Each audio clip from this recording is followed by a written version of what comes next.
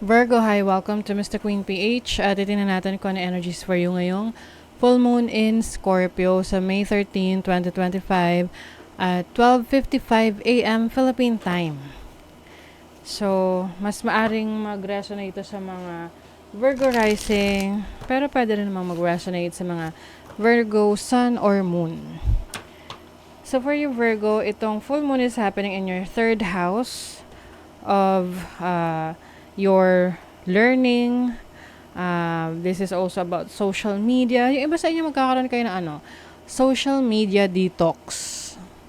Yung tipong medyo magle-lay-low kayo sa pagpo-post sa social media or aalis kayo sa isang social media platform, magdi-delete kayo ng account nyo or may mga iba-block kayo or isi-snooze kayo na tao sa social media para hindi nyo sila nakikita or nakikita sa feed ninyo.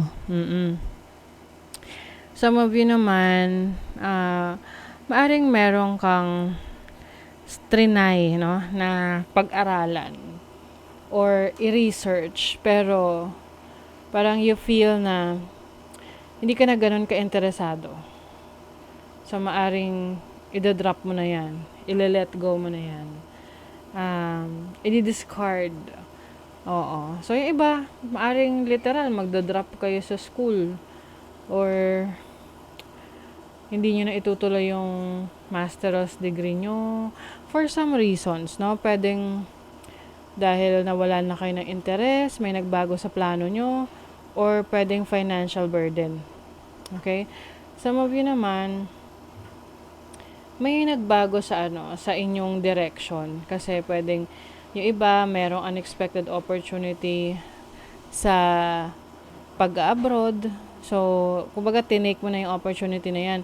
Let's say nag-aaral ka ngayon, no? Tapos meron kang in-applyan na trabaho sa ibang bansa.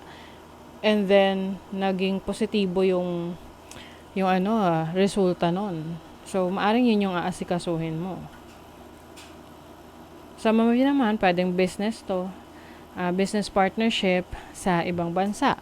You may be partnering with foreigners for your business or magkakaroon ka ng trabaho. Like online, pero nasa ibang bansa yung client mo. Parang virtual assistants. Some of you, meron ding travel opportunities. Pwedeng itong travel na to ay related sa relationship. So, ibig sabihin, meron kang karelasyon na nasa ibang bansa na pinapapunta ka doon or vice versa. Pinapapunta mo sa bansa mo yung partner mo na nakatira sa ibang bansa or doon nagtatrabaho. Yung iba naman, maaring merong pipetisyon sa inyo. Pipetisyon ka ng tita mo, ng parents mo, ng anak mo, kapatid mo, para doon ka na mag-stay for good sa ibang bansa. Yung iba kasi matagal nyo na itong hinihintay na opportunity. And ngayon, biglang nag-a-align na lahat. So, ayun. Yun na yung binibigyan mo ng focus ngayon.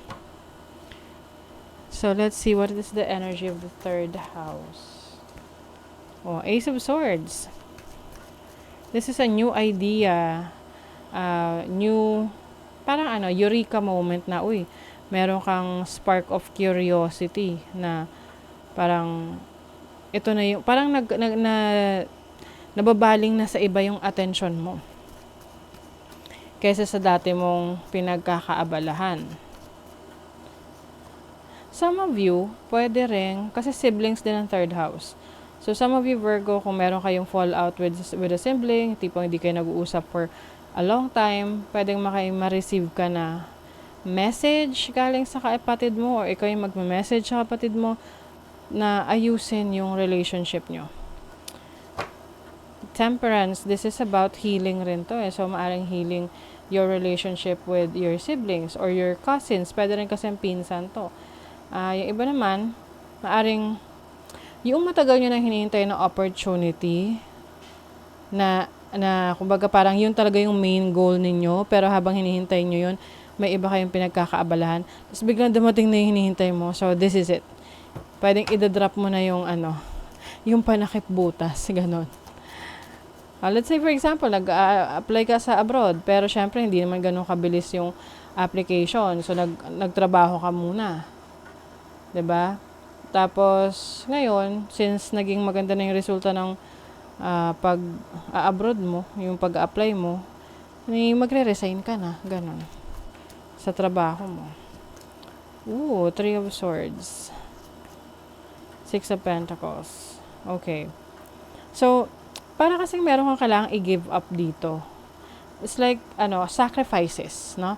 You need to make some sacrifices for the greater good. So, kumbaga, yung sakripisyo mo naman is magiging worth it naman to. Kasi parang mas maganda yung balik, mas maraming balik sa'yo. Let's say, yung pag-abroad, 'di ba? Syempre kailangan ng sakripisyo dyan dahil mawawalay ka sa mga mahal mo sa buhay, can be painful. Yung iba sa inyo, kailangan pa makipag-separate sa person ninyo para lang, wala na kayong isipin na long distance relationship. So, yun yung mga sacrifices na kailangan yung gawin. And eventually, be-benefit rin kayo, magbubunga yung mga pinaghirapan nyo. 9 of Wands, 4 of Pentacles.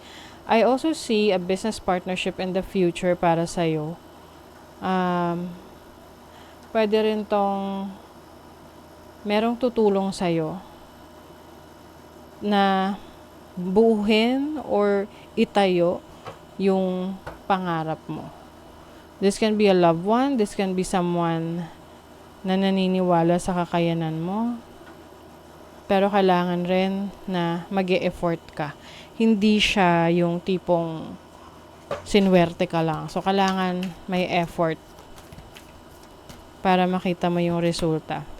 What do you need to release? Yes, you have to release something that is no longer serving you.